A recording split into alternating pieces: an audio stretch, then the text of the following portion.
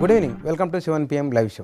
Aadhaar card విషయం పట్ల అందరికీ అవగాహన వచ్చింది, కానీ దాంట్లో భయాలు, అనుమానాలు, సందేహాలు చాలా ఉన్నాయి. గ్రామీణ ప్రాంతాల్లో అయితే కనుక కొత్త కార్డు కోసం ఎవరి దగ్గరికి వెళ్ళాలి, మార్పులు చేర్పులు అయితే ఎవరిని సంప్రదించాలి, వేలిముద్రలో మార్పులు వస్తే కనుక ఎట్లా తీసుకోవాలి, మార్చిన తర్వాత దానికి ఉన్న ఫీజు కట్టాలనా లేదా, కడితే ఎట్లా కట్టాలి, కోర్టు వద్దని చెప్తున్నది ఇవ్వాలనా లేదా, ఇట్లా రకరకాల అనుమానాలు దీని మీద ఉన్నాయి. ఈ అనుమానాలను నివృత్తి చేసేందుకోసం, అనుమానాలను దీనిపైన క్లారిటీ ఇచ్చేందుకోసం మనకు ఆధార్ కార్డుకు సంబంధించిన రీజనల్ డైరెక్టర్ జనరల్ సత్యనారాయణ గారు మన దగ్గర ఉన్నారు. ఈయనని అడిగి దీనికి సంబంధించిన మరిన్ని వివరాలు తెలుసుకుందాం. సార్ నమస్కారం. నమస్తే అండి.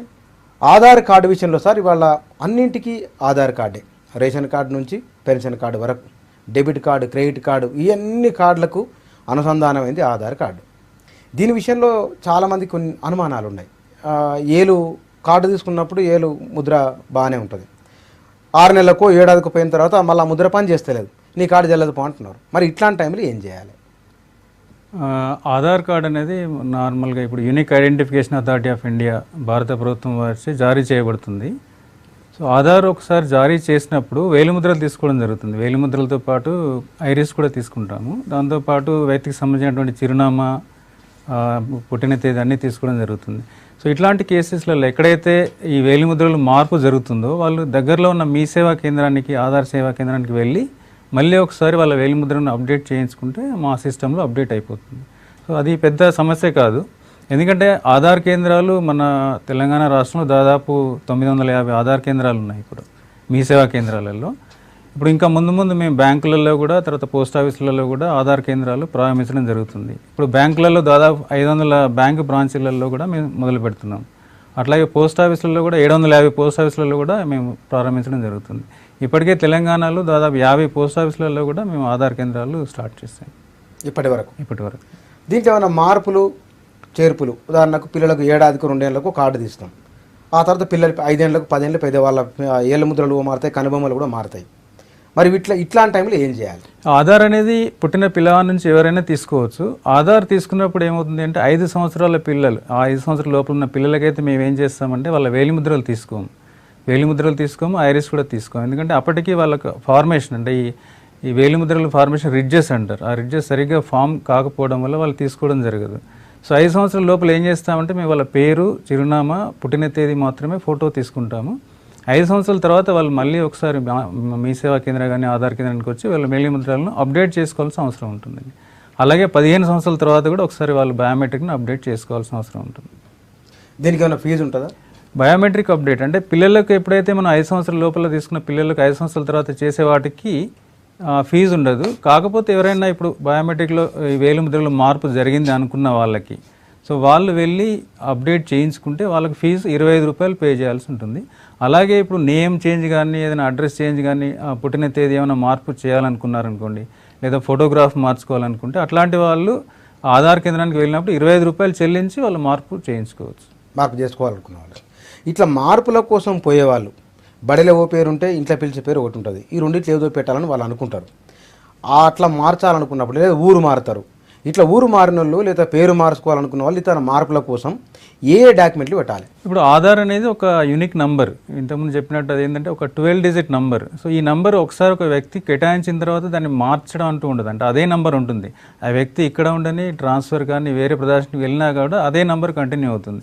సో అట్లాంటి కేసెస్లో ఏం చేయాలంటే, సపోజ్ ఇప్పుడు మీరు పేరు మార్చుకోవాలనుకోండి, మేము ఒక ప్రిస్క్రైబ్డ్ డాక్యుమెంట్స్ చెప్పాము. అంటే టోటల్ 15 టైప్స్ ఆఫ్ డాక్యుమెంట్స్ ఉన్నాయి, 15 to 18 types of identity documents అంటారు వాటిని. అంటే ఓటర్ ఐడి కానీ, పాన్ కార్డ్ కానీ, డ్రైవింగ్ లైసెన్స్ కానీ, ఇట్లాంటి ఏదైనా ఒక సంబంధిత ధృవపత్రాన్ని వాళ్ళ జత చేసి అప్లికేషన్ ఫిలప్ చేసి మీ సేవా కేంద్రంలో కానీ ఆన్లైన్లో కానీ కూడా చేసుకోవచ్చు. పోస్ట్ ద్వారా కూడా వాళ్ళు పంపించి నేమ్ చేంజ్ చేసుకోవచ్చు. అలాగే అడ్రస్ చేంజ్ చేసుకోవడానికి కూడా మేము 35 రకాలైనటువంటి డాక్యుమెంట్స్ని ప్రిస్క్రైబ్ చేసాము. 35 రకాలు. సో దాంట్లో ఏంటంటే ఓటర్ ఐడి మొదలుకొని పాస్పోర్టు, తర్వాత డ్రైవింగ్ లైసెన్సు, రిజిస్ట్రేషన్ డాక్యుమెంట్స్ కానీ, సేల్ డీడ్ కానీ, ఇట్లాంటి ఎనీ డాక్యుమెంట్ కానీ అడ్రస్కి సంబంధించినటువంటి, సో ఆ డాక్యుమెంట్స్ని తీసుకొని వాళ్ళు మీ సేవా కేంద్రానికి వెళ్ళి ఆ డాక్యుమెంట్ సబ్మిట్ చేస్తే తప్పకుండా ఆధార్లో అప్డేట్ అవుతుంది, అడ్రస్ అప్డేట్ అవుతుంది. సో అది కాకుండా మీరు ఆన్లైన్లో కూడా చేసుకోవచ్చు అడ్రస్ అప్డేట్. అంటే మా వెబ్సైట్కి వెళ్ళేసి, అంటే uida.gov.in అనే వెబ్సైట్ ఉంటుంది.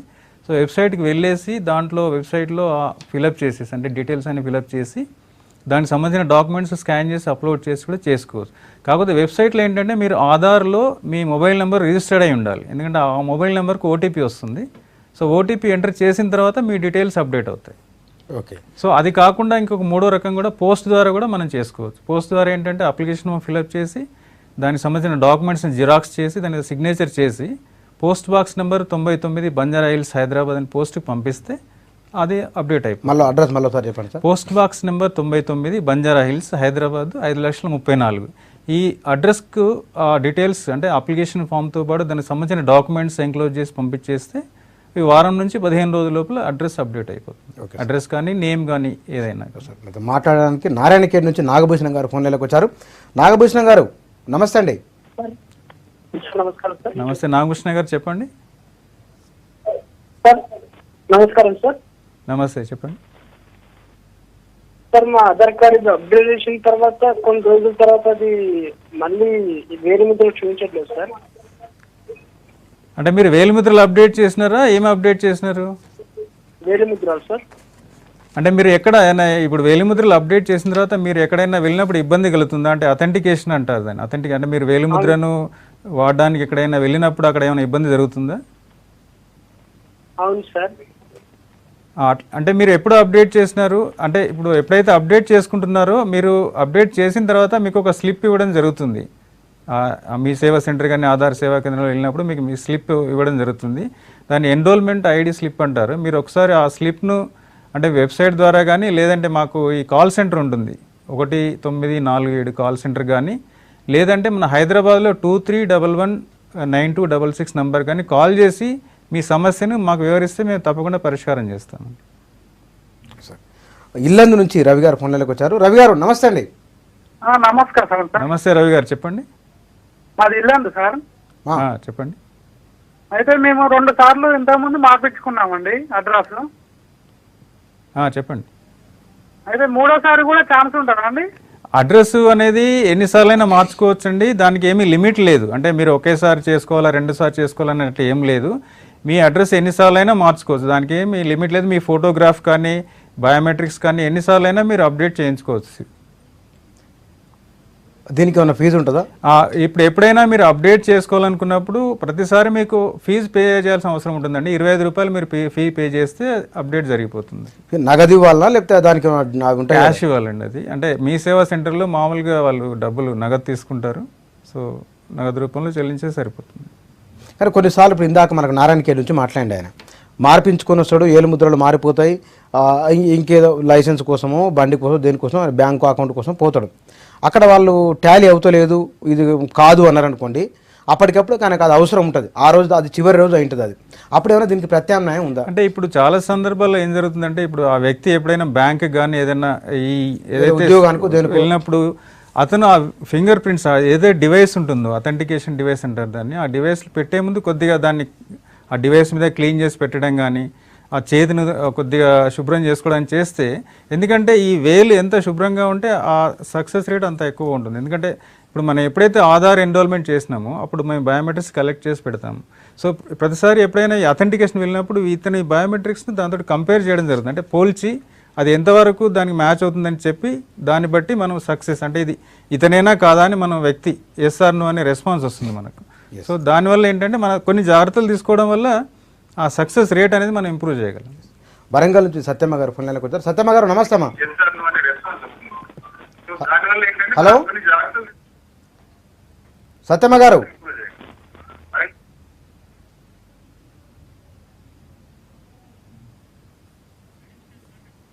సరే ఫోన్లో కట్ అయింది సార్. సార్ వేలిముద్రలు మనం శుభ్రంగా ఉన్నప్పుడు అన్నారు కదా, పని చేసే వాళ్ళు ఉంటారు ఎక్కువ మంది. ఊర్లలో ఉన్న వాళ్ళు వ్యవసాయ పనులు అవి చేస్తారు.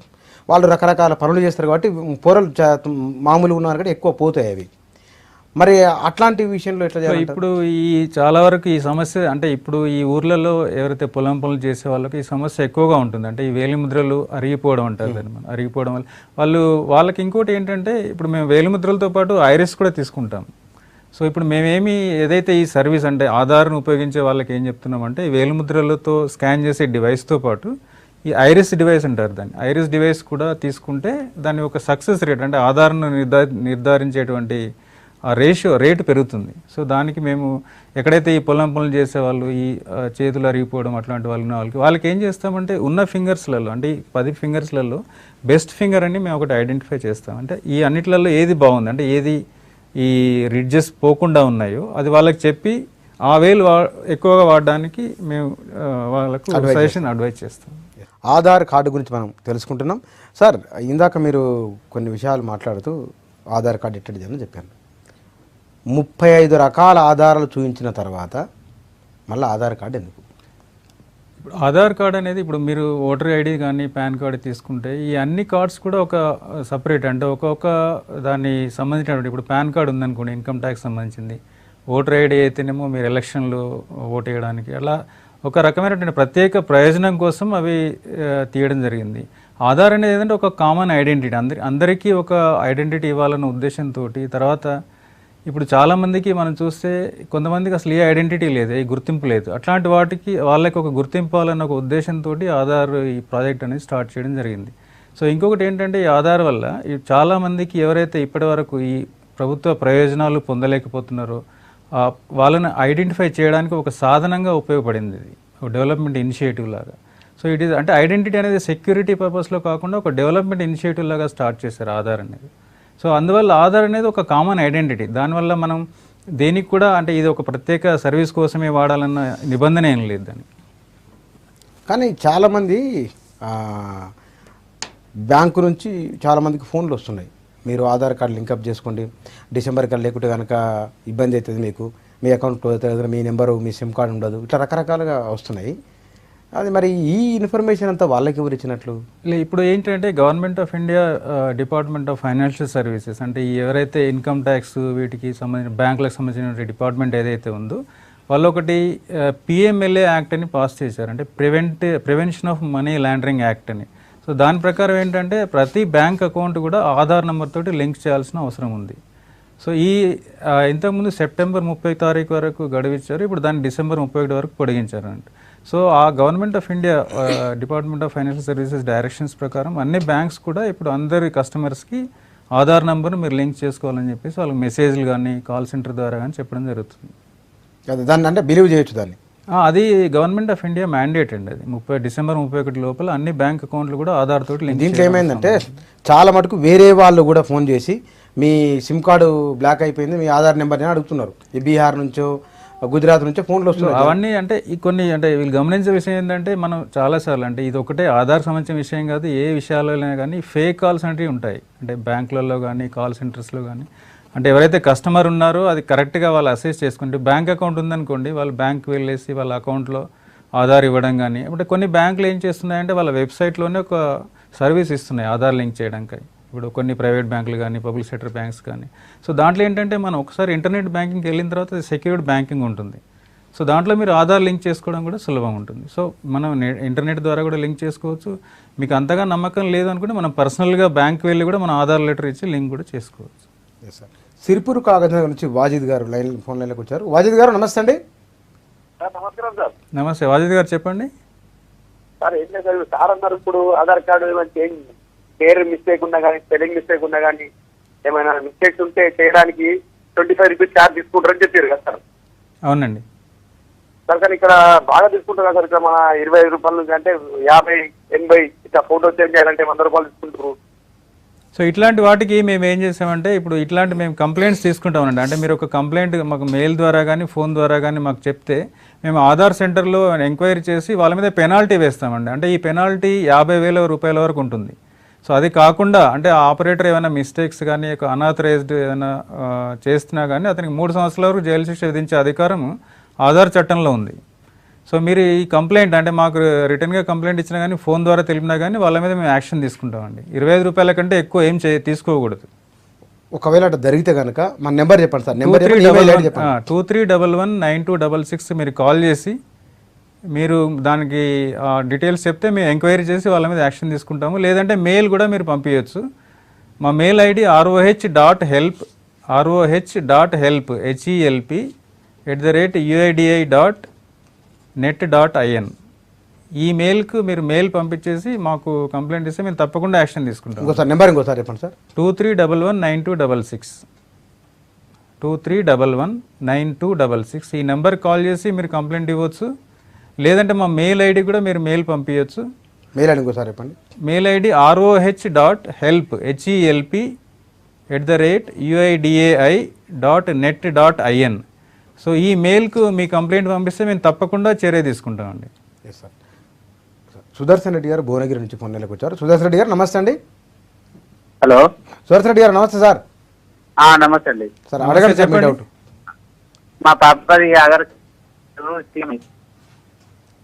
హలో అడగండి. మరి 2 months అవుతుందండి ఆధార్ నెంబర్ తీసి, ఇంతవరకు ఆ నెంబర్ రాలేదండి. ఎన్రోల్మెంట్ వస్తుంది. మీరు మీ దగ్గరలో మీ సేవలో మీరు చేస్తుంటే మీరు మీ సేవ సెంటర్కి వెళ్ళేసి మీరు ఎన్రోల్మెంట్ చేసి మా విలేజ్కి వచ్చారు సార్. అలా మీరు ఎన్రోల్మెంట్ చేసినప్పుడు మీకు స్లిప్ ఇస్తారు, ఎన్రోల్మెంట్ ఐడి అని. సో మీరు ఎన్రోల్మెంట్ ఐడిని తీసుకొని మీరు దగ్గరలో ఉన్న మీ సేవ కేంద్రానికి వెళ్ళి మీరు ఆ నెంబర్ చెప్తే వాళ్ళు ఆ స్టేటస్ చెప్తారు. అంటే ఆధార్ మీకు వచ్చిందా లేదా, సో రాకుండా ఉంటే ఏం ప్రాబ్లం ఉందని వాళ్ళు చెప్తారు. ఒకవేళ వచ్చి ఉంటే మీరు అక్కడే మీరు ఈ ఆధార్ అని ఉంటుంది, దాన్ని డౌన్లోడ్ చేసుకోవచ్చు. లేదంటే మీరు దాన్ని ఒకవేళ అది రిజెక్ట్ అయిందా క్యాన్సిల్ అయిందా దాన్ని బట్టి మీరు మళ్ళీ ఎన్రోల్ చేయడం కానీ చేయాల్సిన అవసరం ఉంటుంది. కాకపోతే మీరు ఆ ఈఐడి స్లిప్ను మీరు మీ సేవ కేంద్రానికి వెళ్ళి వాళ్ళకి ఇస్తే ఆపరేటర్ చెక్ చేసి మీకు చెప్తారు ఆధార్ వచ్చిందా లేదా అని. సో ఆధార్ కార్డు మనం అప్లై చేసుకున్న తర్వాత ఎన్ని రోజుల్లోపు రావాలి, రాకుంటే కనుక ఎవరిని అడగాలి? ఆధార్ మీకు అప్లై చేసిన తర్వాత అంటే దాదాపు ఒక వారం నుంచి ఒక 3 నెలల లోపల మీకు ఆధార్ నెంబర్ వచ్చేస్తుంది. ఎందుకంటే ఇప్పుడు దాదాపు మేము ఇండియాలో అంటే దాదాపు మన జనాభా 135 కోట్ల జనాభా అంటే 2017 జనాభా లెక్కల ప్రకారం దాదాపు 118 కోట్ల మందికి ఆధార్ ఇవ్వడం జరిగింది. సో ఆల్మోస్ట్ చాలా వరకు ఆధార్ ఇచ్చాము. ఇప్పుడు ఆధార్ అంటే కొత్తగా తీసుకునే వాళ్ళ సంఖ్య చాలా పరిమితంగా ఉంది. కాబట్టి మీకు 7 రోజుల నుంచి 3 నెలల లోపు ఆధార్ తప్పకుండా మీకు వస్తుందండి. అది ఆధార్ మీకు పోస్ట్ ద్వారా వస్తుంది. లేదు అంటే మీరు మీ సేవా సెంటర్కి వెళ్ళి మీరు ఈ ఆధార్ కూడా డౌన్లోడ్ చేసుకోవచ్చు. మనం మార్పులు చేర్పులు అప్డేట్ చేసుకునే ఉంటాయి కదా, అవి కూడా ఇంటికే వస్తాయి మనం? అవునండి, అంటే మీరు పోస్ట్ ద్వారా వస్తుంది. లేదంటే మీరు మీ సేవా కేంద్రానికి వెళ్ళి కూడా మీరు 10 రూపాయలు వాళ్ళకి చెల్లిస్తే వాళ్ళు మీ ఈ ఆధార్ అంటారు దాన్ని, ఈ ఆధార్ని మీరు పొందవచ్చు. పోస్ట్ మీరు పంపిస్తే పోస్టల్ ఛార్జీలు ఎవరు మీరే పెట్టుకుంటారు? మేమే పెట్టుకుంటామండి, అది ఆర్డినరీ పోస్ట్లో పంపిస్తాము. సో అది మీకు వచ్చేస్తుంది. ఆధార్ కార్డు మీద ఉన్న అనుమానాలు భయాల మీద మనం మాట్లాడుతున్నాం. సరస్వతి గారు, ఆధార్ కార్డులో అంత ఇన్ఫర్మేషన్ ఉంటుంది, దాంట్లో 12 అంకెలు దాని మీదనే మొత్తం చిప్పులు ఉంటుంది. కాబట్టి ఇది దీనికి ప్రైవసీ ఉందా అనే ఒక భయం అనుమానం అయితే ఉంది. ఎవరైనా అసాంఘిక శక్తుల చేతుల్లోకి వెళ్ళిపోతే కనుక జరగడానికి ఏమైనా జరుగుతున్న భయాలు కూడా ఉన్నాయి. చాలా రకాల ఇట్లాంటివి సోషల్ మీడియాలో, పత్రికల్లో, టీవీలో చాలా మటుకు వస్తున్నాయి. నిజమేనా ఇది భయం? అంటే ఆధార్ సంబంధించినంత వరకు ఇప్పుడు ఆధార్ నంబర్ అంటున్నాం కదా మనం, 12 డిజిట్ నెంబర్. అంటే ఈ నెంబర్ను మనం చూసి దాని నుంచి మనం ఇన్ఫర్మేషన్ తీసుకుని అంటే ఈ నెంబర్ని బట్టి వ్యక్తి పేరు ఇది, అడ్రస్ ఇది అని మనం ఏం ఐడెంటిఫై చేయలేము. అదంటే ఒక ర్యాండమ్ నంబర్. సో ప్రతి వ్యక్తికి ఇచ్చిన నెంబర్ని బట్టి మనం ఏం ఐడెంటిఫై చేయలేము ఈ వ్యక్తి ఎవరు అనేది. సో ఆ రకంగా అది ప్రైవసీ ఉంటుంది. తర్వాత ఏంటంటే ఆధార్లో మనం సేకరించిన సమాచారాన్ని అంతా కూడా మేము డేటా సెంటర్లో అంటే అన్ని సెక్యూరిటీ ఆస్పెక్ట్స్ అన్నీ తీసుకొని కూడా ఇన్ఫర్మేషన్ టెక్నాలజీ యాక్ట్ 2000 ప్రకారం ఏవైతే సెక్యూరిటీ తీసుకోవాలో అన్ని చర్యలు తీసుకోవడం జరిగింది. సో భద్రతా పరంగా అంటే multi layer architecture, multi layer security అన్నీ కూడా ప్రొవైడ్ చేయడం జరిగింది. సో దీని చాలామందికి అపోహ ఉంది, అంటే ఈ డేటా లీకేజ్ అవ్వచ్చు అదేనా, అట్లాంటిది ఆస్కారానికి అసలు తావే లేదండి. అంటే అన్ని రకాలైనటువంటి భద్రతా చర్యలు తీసుకోవడం జరిగింది ఇది. సో డేటా సెంటర్లు చాలా సెక్యూర్డ్గా ఉంటుంది. కానీ మనం ఉదాహరణకు ప్రైవేటు కంపెనీ ఏదో ఫోన్ తీసుకున్నాం అనుకుందాం, సిమ్ కార్డు తీసుకున్నాం, మనట్లో ఏలుత్తంగానే మన ఇన్ఫర్మేషన్ మొత్తం వాళ్ళ దగ్గర కనబడుతుంది. ఇది ఏంటంటే ఇప్పుడు ఇది ఒకటి ఈకేవైసీ సర్వీస్ అంటారు అండి. ఇది ఎలక్ట్రానికల్లీ నో యువర్ కస్టమర్ అంటారు. అంటే ఇంతకుముందు మనం ఏం చేసేవాళ్ళం, బ్యాంక్కి వెళ్ళాలని మొబైల్ కనెక్షన్ కావాలన్నా కానీ మనం ఫిజికల్ డాక్యుమెంట్ ఇచ్చేవాళ్ళం, అడ్రస్ ప్రూఫ్, ఐడెంటిటీ ప్రూఫ్ కోసం. ఇప్పుడు అలా కాకుండా మనం ఎలక్ట్రానిక్ డాక్యుమెంట్ ఇస్తున్నాం. సో మీరు ఎప్పుడైతే ఆధార్ నెంబర్ వెళ్ళి మీ ఫింగర్ ప్రింట్ ఇవ్వగానే ఏమవుతుంది, ఆ ఫింగర్ ప్రింట్ మీదేనా కాదా అనేది మా ఆధార్ సర్వర్లో వెరిఫై చేసి, అంటే మీరు అన్న తర్వాతనే మీకు సంబంధించిన ఇన్ఫర్మేషన్ అంటే నేము, తర్వాత మీ అడ్రస్, మీ ఫోటోగ్రాఫ్ మాత్రమే ఆ ఏజెన్సీకి ఇవ్వడం జరుగుతుంది. అంటే ఆ ఏజెన్సీకి ఇవ్వడానికి కూడా ఆ ఏజెన్సీ మాతో ముందు అగ్రిమెంట్ చేసుకుంటుంది, అంటే మేము ఈ సర్వీస్ మీకు ఇస్తున్నాము అని చెప్పేసి. అలాగే ఎప్పుడైతే ఈ మనం బయోమెట్రిక్ ఇన్ఫర్మేషన్ మా ఆధార్ సర్వర్కి వస్తుందో అది సెక్యూర్డ్ ఇన్ఫర్మేషన్ లాగా వస్తుంది. అంటే మధ్యలో దాన్ని ఎవరు ట్యాప్ చేయడానికి అవకాశం లేదు. అంటే దానికి సంబంధించినటువంటి ఈ సెక్యూరిటీ కీస్ ఉంటాయి, ప్రైవేట్ కీ అని, పబ్లిక్ కీ అని, అవన్నీ వాడుతూ వ్యక్తికి సంబంధించినటువంటి ఫింగర్ ప్రింట్స్ మనం సెక్యూర్డ్గా ఆధార్ సర్వర్కి ట్రాన్స్మిట్ చేయడం జరుగుతుంది, అంటే పంపడం జరుగుతుంది. సో పంపిన తర్వాత అది ఒకసారి వెరిఫై చేసిన తర్వాత ఇతను సరైన వ్యక్తి అనుకున్న తర్వాతనే ఆ డేటా ఆ ఏజెన్సీకి ఇవ్వడం జరుగుతుంది. Okay sir.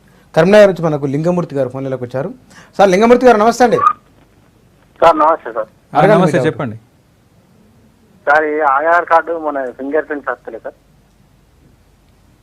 Aadhaar card finger prints ఏమైంది సార్ మేము సెంట్రింగ్ వర్క్ పని చేస్తాం. అయితే అంటే మీకు ఫింగర్ ప్రింట్స్ సరిగా రావట్లేదా? ముద్ర కావాలంటున్నారు సార్. అంటే మీరు ఆధార్ తీసుకున్నారా? సార్ ఆధార్ ఉంది సార్ మాకు నంబర్. ఆయన అంటాడు నేను సిమెంట్ పని చేస్తా, ఏలు పెడితే ముద్ర వస్తలేదు, ఎట్లా అంటున్నాను. అంటే మీరు అదే అంటున్నారు, మీకు ఎక్కడైతే సమస్య వస్తుంది అంటే మీ ఈ 10 ఫింగర్ అంటే 10,000 కూడా ముద్రలు వస్తలేవు, రావట్లేదా? ఏదైనా ఒకటి సరిగా రావట్లేదా? సార్ సిమెంట్ పని చేస్తాం మేము, మాకు ఏలు ముద్ర మొత్తానికి అసలు. ఓహో 10 ఏళ్ళు సిమెంట్ లో పనిచేస్తారు కాబట్టి అవి రావట్లేదు, మొత్తం రావట్లేదు అంటారు. అంటే మీరు కొద్దిగా వచ్చినా పర్లేదు. అంటే మీరు ఎప్పుడైతే అంటే మీకు ఎప్పుడైతే ఈ ఆధార్ సర్వీస్ వాడుకోవాలని ఏదైనా ఏజెన్సీ దగ్గరికి వెళ్ళినప్పుడు మీరు ఈ 10,000లో ఏదైతే వేలు కొద్దిగా బాగున్నా పర్వాలేదు. అంటే ఒక మీకు దాన్ని ఏమంటారు మ్యాచింగ్ పర్సెంటేజ్ అంటారు. అంటే 20%, 30% మ్యాచ్ అయినా కానీ మీకు అంటే ఆధార్ పనిచేయడానికి ఆస్కారం ఉంటుంది. అట్లాంటప్పుడు మీరు ఏం చేయాలంటే మీరు ఈ ఆధార్ ఇచ్చినప్పుడు మీకు సరిగా ఉండొచ్చు ఫింగర్ ప్రింట్స్, ఇప్పుడు సరిగా లేదు కాబట్టి మీరు మళ్ళీ ఒకసారి మీరు ఆధార్ సెంటర్కి వెళ్ళి మీ ఫింగర్ ప్రింట్స్ని అప్డేట్ చేసుకోవాలి. సో అప్డేట్ చేసుకునేది ఏంటంటే ఇప్పుడున్న ఫింగర్ ప్రింట్స్ మా దగ్గర డేటాబేస్లో స్టోర్ అవుతుంది. తర్వాత మీరు ఎప్పుడైనా దాన్ని వెరిఫై చేసుకున్నప్పుడు మీకు ఈజీగా ఉంటుంది. సో మీకు ఇచ్చే సూచన ఏంటంటే మీరు దగ్గరలో ఉన్న మీ సేవా కేంద్రానికి వెళ్ళి ఒకసారి మీరు ఇచ్చిన ఫింగర్ ప్రింట్స్ని అప్డేట్ చేసుకోవాలి. సార్ హైదరాబాద్ నుంచి తిరుపతి గారు ఫోన్లోకి వచ్చారు. తిరుపతి గారు నమస్తే అండి. Good evening sir. అడగండి సార్ మీ డౌట్. సార్ ఇది ఒకటి అడ్రస్ చేంజ్ పెట్టుకున్నాను సార్ నేను ఆధార్. సో ఒక ప్లేస్ నుంచి ఒక ప్లేస్ కి ఆధార్ వెరిఫికేషన్ పెట్టుకున్నప్పుడు వాళ్ళు మన థంబ్ ప్రింట్ తీసుకున్నారు, ఐరిస్ కూడా తీసుకున్నారు. ఒకటి దానికి ఐడి ప్రూఫ్ ఇవ్వమన్నారు సార్, ఓటర్ ఐడి ఇచ్చాను. సో మీకు 10 or 15 వర్కింగ్ డేస్ లో ఒరిజినల్ బై పోస్ట్ ద్వారా ఇంటికి వస్తుందని చెప్పారు సార్. అయితే 20 days అయినా కూడా రాలేదు, 1 month అయినా కూడా రాలేదు. నేను పక్కన ఈ7 నుండి ఒకటి డౌన్లోడ్ చేసుకున్నాను సార్. డౌన్లోడ్ చేసుకుంటే ఒకటి colour print out A4 size, ఇది మీకు రన్ అవుతుందండి, ఇది మీకు అడ్రస్ చేంజ్ ఆల్రెడీ అయ్యింది అని చెప్పి ఈ సేవ వాళ్ళు ఒక పేపర్ ఇచ్చారు సార్. సో నేను అదే మెయింటైన్ చేస్తున్నాను సార్, అదే రన్ చేస్తున్నారు. ఇప్పుడు మీరు ఏదైతే స్క్రీన్ పైన ఆధార్ చూపిస్తున్నారో అది లేదు సార్ నా దగ్గర, A4 సైజ్ పేపర్ ఉంది. సో ఇప్పుడు నేను క్రెడిట్ కార్డ్ కి అప్లై చేసుకున్నప్పుడు వాళ్ళు KYC అడిగినప్పుడు మెయిన్ గా ఇది అడుగుతున్నారు, ఆధార్ అడుగుతున్నారు. ఆధార్ ఇది ఇస్తే ఒక్కో బ్యాంకు వాళ్ళేమో పర్లేదని చెప్పి తీసుకుంటున్నారు, ఒక్కో బ్యాంకు వాళ్ళేమో ఆర్జెక్షన్ చేస్తున్నారు సార్. అది లేదా ఒరిజినల్ లేదా అనేసి అడుగుతున్నారు సార్. ఇప్పుడు ఆధార్కి సంబంధించినంత వరకు ఒరిజినల్ ఈ ఆధార్కు తేడా లేదండి. అంటే ఈ ఒరిజినల్ మీకు పోస్ట్లో వచ్చే ఆధార్ కార్డు, తర్వాత మీరు ఇంటర్నెట్ నుంచి కానీ మీ సేవ నుంచి డౌన్లోడ్ చేసుకున్న ఈ ఆధార్ కానీ రెండూ ఒకటే. అంటే దాంట్లో ఏం తేడా ఉండదండి. ఇప్పుడు బ్యాంక్ వాళ్ళకు కూడా మేము అన్ని ఇన్స్ట్రక్షన్స్ ఇవ్వడం జరిగింది. అంటే మీరు ఒరిజినల్ అంటే ప్రింటెడ్ ఆధార్ కార్డు కానీ ఈ ఆధార్ కానీ తెచ్చినా కూడా మీరు యాక్సెప్ట్ చేయాలని చెప్పేసి ఎవరైతే అంటే మొబైల్ ఏజెంట్ కంపెనీస్ కానీ బ్యాంకులు కానీ అందరికి కూడా మేము సూచన ఇవ్వడం జరిగింది అండి. సో అంటే దాంట్లో తేడా ఏమి ఉండదు. అంటే ఒరిజినల్ కార్డు ఈ ఆధార్ అనేది తేడా ఏం లేదు. సో మీకు ఎప్పుడైతే ఈ ఆధార్ నంబర్ మీకు ఇంపార్టెంట్, అడ్రస్ ఇంపార్టెంట్, దాంట్లో ఉన్న నేమ్ కానీ ఫోటోగ్రాఫ్ కానీ ఇంపార్టెంట్.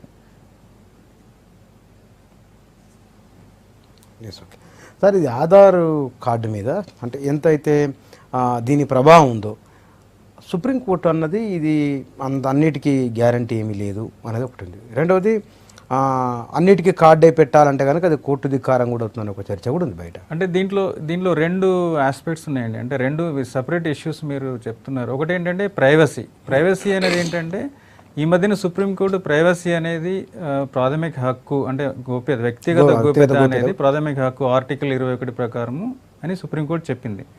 సో ఆధార్ సంబంధించినంత వరకు మనం తీసుకునే డేటా ఏదైతే ఉందో అంటే అడ్రస్ కానీ నేమ్ అంటే పేరు కానీ అడ్రస్ కానీ ఆ వ్యక్తి యొక్క ఫింగర్ ప్రింట్స్ అంటే వేలిముద్రల ఐరిస్ కూడా ఇవన్నీ కూడా వ్యక్తిగత సమాచారం కింద వస్తుంది అని అంటున్నారు.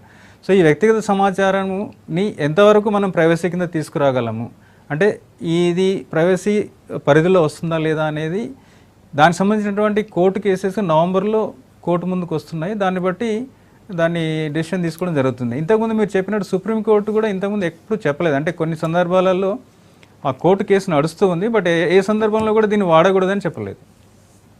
ఆధార్ కార్డు గురించి మనం మాట్లాడుతున్నాం సార్. ఇవాళనే పత్రికల వార్త వచ్చింది, ఒక వ్యక్తి ఐసిఐసి బ్యాంకులో 1,35,000 రూపాయల వరకు ఆధార్ కార్డు దాన్ని లింకప్ ఫోన్ చేసినారు, ఆయన చెప్పిండు, డబ్బులు పోయినాయి. మరి దీన్ని ఎట్లా ఆపడం ఎట్లా? ఇది అంటే దీనికి ఆధార్కి సంబంధం లేదండి. అంటే ఆధార్ లింక్ చేయడం వల్ల ఈ డబ్బులు పోవడం అనేది అది జరిగిన పని. అంటే అది ఆధార్ నంబర్ లింక్ చేయడం అంటే ఏం లేదు, వాళ్ళ ఆధార్ వాళ్ళ అకౌంట్లో అంటే బ్యాంక్ అకౌంట్లో ఉన్న డీటెయిల్స్లో ఒక ఎక్స్ట్రాగా ఒక ఆధార్ నంబర్ వాళ్ళ యాడ్ చేయడం జరుగుతుంది అంటే బ్యాంక్ అకౌంట్ డీటెయిల్స్లో. సో కేవలం ఒక ఆధార్ నెంబర్ ఇవ్వడం వల్ల మనీ ట్రాన్స్ఫర్ అయిపోయిందంటే మనీ జరిగింది అనేది వాస్తవం కాదు. దాని మీద వాళ్ళు ఇన్వెస్టిగేట్ చేసి ఎందుకు జరిగింది అనేది తెలుసుకోవాల్సిన అవసరం ఉందండి. సో ఆధార్ వల్ల జరిగే పని ఆధార్ దానికి సంబంధం లేదు. సంబంధం లేదు. కానీ ఇవాళ హైదరాబాద్లో జరిగింది, వేరే దేశస్తుని ఆధార్ కార్డు ఇచ్చిండ్రు, నకిలీ డాక్యుమెంట్లు అవన్నీ సబ్మిట్ చేసి మళ్ళీ వీటిని స్క్రూటినీ చేయడం ఎట్లా? ఇక్కడ ఎవరెవరు తీసుకోవచ్చు కదా? ఇక్కడ ఏమైంది అంటే ఈ రోజు వచ్చిన న్యూస్లో ఏంటంటే హైదరాబాద్లో రోహింగ్యాస్ అని బంగ్లాదేశ్ మైగ్రెంట్స్ వాళ్ళ ఒక అతనికి అతను ఏం చేశాడంటే వాళ్ళ అబ్బాయి అని చెప్పేసి ఆధార్ కార్డు నకిలీ డాక్యుమెంట్స్ పెట్టి చేయడం జరిగింది. అంటే ఆపరేటర్ ఎవరైతే ఉన్నారో అతని మిస్టేక్ కూడా ఉంది. సో వాళ్ళ మీద యాక్షన్ తీసుకోవడం జరిగింది, దాని మీద అంటే కేసు నమోదు చేయడం జరిగింది. సో ఆధార్ యాక్ట్లో ఉన్న దాని ప్రకారం వాళ్ళ మీద పెనాల్టీ కూడా వేయడం జరుగుతుంది. అంటే పెనాల్టీ దాదాపు 50,000 రూపాయల వరకు పెనాల్టీ వేయడం జరుగుతుంది. అట్లాగే 3 సంవత్సరాలు జైలు శిక్ష విధించే అవకాశం కూడా ఉంది. సో ఇందుకోసం మేము ఏం చేస్తున్నామంటే ఇంకా ముందు అంటే డిసెంబర్ 31 తర్వాత ఈ ఆధార్ నమోదు తర్వాత అప్డేషన్స్ అన్నీ కూడా ఓన్లీ ప్రభుత్వ కార్యాలయాలు అంటే పోస్ట్ ఆఫీసులలో కానీ బ్యాంకులలో కానీ మీ సేవా కేంద్రాల్లో మాత్రమే జరుగుతుంది. అన్ని ప్రైవేట్ ఏజెన్సీస్ అన్నీ కూడా మూసివేయడం జరుగుతుంది. మంచిర్యాల నుంచి కుమరయ్య గారు ఫోన్లోకి వచ్చారు. కుమరయ్య గారు నమస్తే అండి. నమస్తే సార్. అడగండి సార్ మీ డౌట్. సార్ చెప్పండి కుమరయ్య గారు. సార్ నాది మా పాపది మా ఇంటి పేరు తప్పు పడ్డది సార్. చెప్పండి సార్. మా ఇంటి పేరు కామని కొమరయ్య అండి. పాప పేరు భోగి రాజకుమార్ అని పడ్డదండి. అది దానికి ఏమన్నా మేము ఆధార్ కార్డు లింక్ కాకపోతే ఏమంటానంటే ఒక అప్లికేషన్ కావాలి, ఏదో అప్లికేషన్ సూరిటీ కావాలంటానండి. లేదండి, ఇప్పుడు మీరు మీ దగ్గర అంటే పాపకు సంబంధించిన ఇంటి పేరు సంబంధించినటువంటి ఏదైనా బర్త్ సర్టిఫికేట్ కానీ ఏదైనా డాక్యుమెంట్ కానీ అంటే మీ ఇంటి పేరు ఉన్న డాక్యుమెంట్ సబ్మిట్ చేసి అప్లికేషన్ పెడితే మీకు మార్పు జరుగుతుందండి. అంటే పాప ఇంటి పేరు మార్చాలంటే పాపలో ఉన్న ఆధార్ కార్డులో మీ ఇంటి పేరు రావాలి కదా. అవునండి. అయితే పాపది స్కూల్ ఉందా అండి? స్కూల్ మీరు స్కూల్కి సంబంధించిన ఐడెంటిటీ కార్డు ఉంటుంది కదా, అది తీసుకొని వెళ్ళి చేసినా కానీ మీ సేవా కేంద్రాల్లో వాళ్ళు చేస్తారండి. అట్లా అంటారండి. అయితే స్కూల్ అక్కడ మళ్ళీ స్కూల్ అక్కడ నుంచి మార్చామండి. మీరు అంటే ఏ స్కూల్లో ప్రస్తుతం చదువుతుందో ఆ స్కూల్ నుంచి ఆ స్కూల్కి సంబంధించిన ఐడెంటిటీ కార్డు ఉంటుంది కదా, మీ ఇంటి పేరుతో ఉన్న ఐడెంటిటీ కార్డు, అది తీసుకొని వెళ్ళి ఒక అప్లికేషన్ ఇచ్చి మీ సేవా కేంద్రానికి వెళ్తే వాళ్ళు మీ పేరు మారుస్తారు. అంటే ఆ పాప ఇంటి పేరు మార్చగలుగుతారు. ఓకే, మార్పులకు ఇవి చేసుకోవాలి. అంటే జనరల్ సార్ పేరు మార్చుకోవాలన్నా, ఇంటి పేరు మార్చాలన్నా సరే, ప్లేస్ మార్చాలన్నా సరే, అంటే ఇవన్నీ చూపించాలన్నా? అంటే ఏదైనా ఒక డాక్యుమెంట్ ఇప్పుడు ఇంతకుముందు మీకు చెప్పినట్టు అడ్రస్ మీరు చేంజ్ అయింది అనుకోండి, 35 టైప్స్ అని 35 రకాలైనటువంటి డాక్యుమెంట్స్లో ఏదో ఒక డాక్యుమెంట్ ఇచ్చి మీరు అడ్రస్ మార్చుకోవచ్చు. అంటే ఇప్పుడు మనం కొత్త ఎక్కడైనా ఊరికి వెళ్ళినప్పుడు అక్కడ మనకి ఏదో ఒకటి అంటే ఎలక్ట్రిసిటీ బిల్ కానీ, వాటర్ బిల్ కానీ, గ్యాస్ బిల్ కానీ, మన పాస్బుక్, బ్యాంక్ పాస్బుక్ కానీ, ఇలాంటి రకరకాలైన డాక్యుమెంట్స్ ఏదో ఒక డాక్యుమెంట్ పెట్టి మనం అడ్రస్ మార్చుకోవచ్చు. అక్షర దోషాలు ఉన్నా సరే ఎన్నిసార్లు అయినా మీరు అడ్రస్ మార్చుకోవచ్చు. మీ పేర్లో ఏమైనా తప్పులు ఉన్నా కూడా తప్పులు కూడా మార్చుకోవచ్చు. ఇబ్బంది ఏం లేదు. ఇబ్బంది ఏం లేదు సార్. మీరు కొత్త ఒక స్కీమ్ తీసుకున్నారు, ఆధార్ ఆన్ వీల్స్ అని. ఏం సార్ ఇది? ఆధార్ ఆన్ వీల్స్ అనేది ఒక అంటే ఈ బెడ్ రిడెన్ పేషెంట్స్ ఉంటారు ముఖ్యంగా, వాళ్ళకి ఇప్పటివరకు ఆధార్ లేని వాళ్ళు ఉంటారు. అంటే వాళ్ళు ఆధార్ కేంద్రానికి వచ్చి ఆధార్ చేసుకునే పరిస్థితులలో ఉంటారు. సో అట్లాంటి వాటికి ఏం చేస్తామంటే మేము ఆధార్ ఆన్ వీల్స్ అని ఒక మొబైల్ వ్యాన్ హైదరాబాద్లో ప్రారంభించాము. సో దాని ద్వారా ఏంటంటే ఎవరైనా అంటే మా నంబర్కి ఫోన్ చేశాను ఇంతకుముందు నేను చెప్పినట్టు 23119266 నెంబర్కి ఎవరైనా ఫోన్ చేసి ఇలాంటి బెడ్ రిడెన్ పేషెంట్స్ ఉన్నారు, మాకు ఆధార్ కోసం రండి అంటే మేము అక్కడికి వ్యాన్ పంపించి ఆధార్ నమోదు చేయిస్తామండి. సో ఇది ముఖ్యంగా అంటే పేషెంట్స్కి అంటే బెడ్ రిడెన్ పేషెంట్స్కి, ఓల్డ్ ఏజ్ వాళ్ళకి, ఎవరైతే కదలలేని పరిస్థితుల్లో ఉన్నారో సో వాళ్ళ సౌకర్యార్థం ఇది కల్పించడం జరిగింది.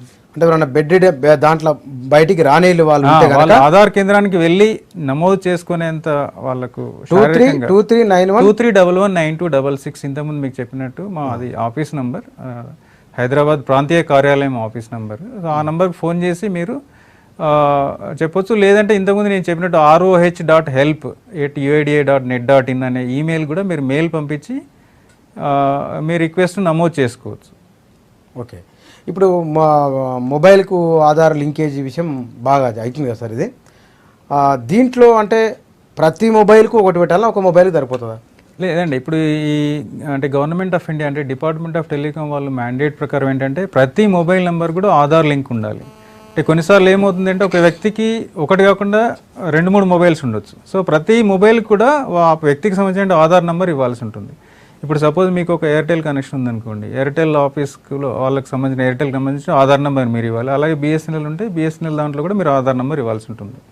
సో ప్రతి ఒక్క మొబైల్ తప్పకుండా ఆధార్ నెంబర్ లింక్ చేయాలని చెప్పేసి ఈ గవర్నమెంట్ వాళ్ళు పెట్టారు.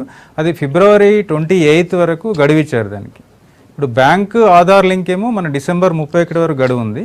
అలాగే మొబైల్ ఆధార్ లింక్ ఏమో ఫిబ్రవరి 28 వరకు గడువు ఇచ్చారు. ఫిబ్రవరి 28 వరకు వచ్చే 2018 ఫిబ్రవరి 28 లోపల మనం ఆధార్ లింక్ చేసుకోవాలి మొబైల్ నెంబర్.